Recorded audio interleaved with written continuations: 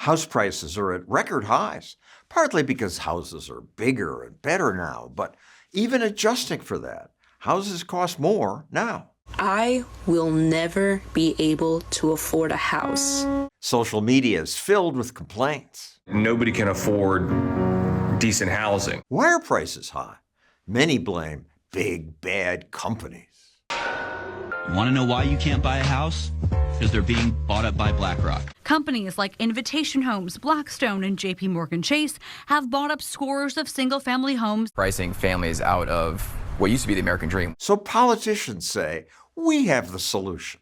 Restrict companies that own lots of properties from buying more. It's shameful that we allow private equity firms in Manhattan to become some of the biggest landlords here. Buying up already scarce homes from right under American families. At least our president's a former developer, so he won't fall for these silly far-left ideas.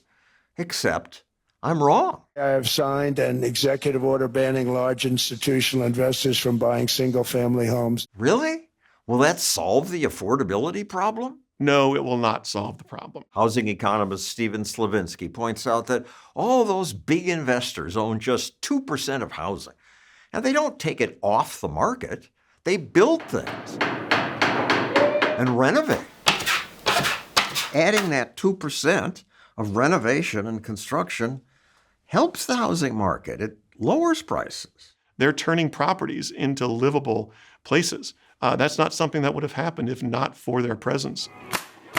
The big investors often buy properties most of us stay away from, and then they spend more than other buyers do renovating. They might have broken plumbing, walls, flooring, framing issues, roofing issues, kinds of stuff that a lot of homeowners are worried about. This house reeked of mold. Hold your breath. It stinks in here. This house has been sitting abandoned for almost 2.5 years. The floors are ruined. You need someone who has the capital to be able to resuscitate these properties before they can be buyable or livable again. It's efficient. They've got one plumber who works on a bunch of homes. Yeah, the presence of investors actually bring down housing prices. Last year, prices declined in places where large institutional investors are concentrated. More options is always going to be better than having fewer options. Including more rentals. Although the president says America will not become a nation of renters. We're not going to do that. But lots of people want to rent, and more homes available to rent or buy lowers prices. But politicians know voters don't understand economics. These investors are crushing the dream of homeownership. This is not what's crushing the dream of homeownership. It's individual politicians at the local level keeping housing from being built. Right.